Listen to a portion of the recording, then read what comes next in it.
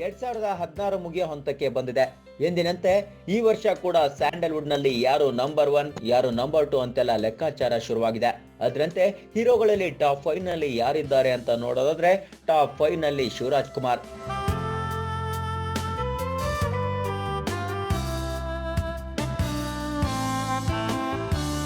ಈ ವರ್ಷ ಆರಂಭವಾಗಿದ್ದೆ ಕಿಲ್ಲಿಂಗ್ ವೀರಪ್ಪನ್ ಚಿತ್ರದ ಮೂಲಕ.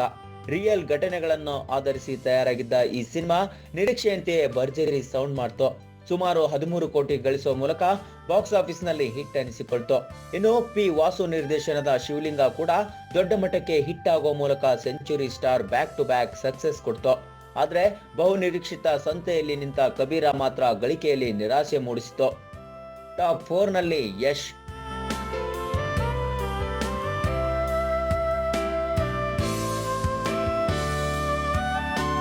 ಸ್ಯಾಂಡಲ್ವುಡ್ ನ ಬಾಕ್ಸ್ ಆಫೀಸ್ ಬಾಸ್ ಯಶ್ ಈ ವರ್ಷ ಸಂತುವಾಗಿ ಥಿಯೇಟರ್ಗೆ ಎಂಟ್ರಿ ಕೊಟ್ರು. ಪಕ್ಕಾ ಎಂಟರ್ಟೈನ್ಮೆಂಟ್ ಸೂತ್ರದಡಿ ತೆರೆಗೆ ಬಂದ ಸಂತು ಸ್ಟ್ರೈಟ್ ಫಾರ್ವರ್ಡ್ ಯಶ್ ಅಭಿಮಾನಿಗಳಿಗೆ ಇಷ್ಟವಾಯಿತು. 50 ದಿನ ಪೂರೈಸಿತು. ಆದ್ರೆ ಬಾಕ್ಸ್ ಆಫೀಸ್ ನಲ್ಲಿ ನಿರೀಕ್ಷಿತ ಮಟ್ಟ ಮುಟ್ಟಲಿಲ್ಲ. ಟಾಪ್ 3 ನಲ್ಲಿ Darshan.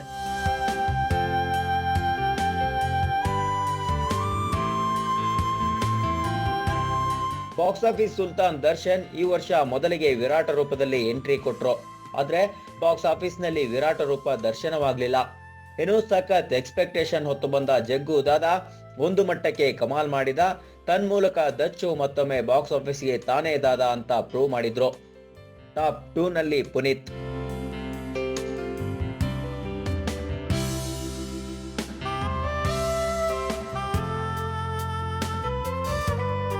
Power star Puneeth Rajkumar Sandalwood ನ ಮಿಸ್ಟರ್ ಕನ್ಸಿಸ್ಟೆಂಟ್ ಅಂತಾನೆ ಹೇಳ್ಬೋದು.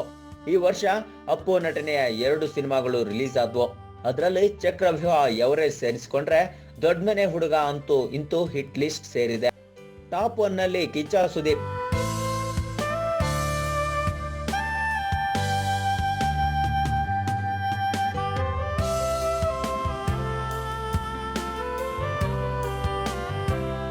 ಸುದೀಪ್ ಇತ್ತೀಚಿನ ವರ್ಷಗಳಲ್ಲಿ ಬ್ಯಾಕ್ ಟು ಬ್ಯಾಕ್ ಹಿಟ್ ಕೊಡ್ತಾ ಇದ್ದಾರೆ ಅನ್ಬೋದು.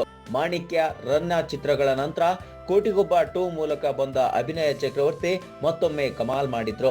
ಕೋಟಿಗೊಬ್ಬ 2 ಬಾಕ್ಸ್ ಆಫೀಸ್ ನಲ್ಲಿ 30 ಕೋಟಿಗೂ ಅಧಿಕ ಮೊತ್ತ ಗಳಿಸುವ ಮೂಲಕ ಈ ವರ್ಷದ ಅತಿ ಹೆಚ್ಚು ಗಳಿಕೆ ಕಂಡ ಚಿತ್ರ ಎಂಬ ಹೆಗ್ಗಳಿಕೆಗೂ ಕೂಡ ಪಾತ್ರವಾಯಿತು.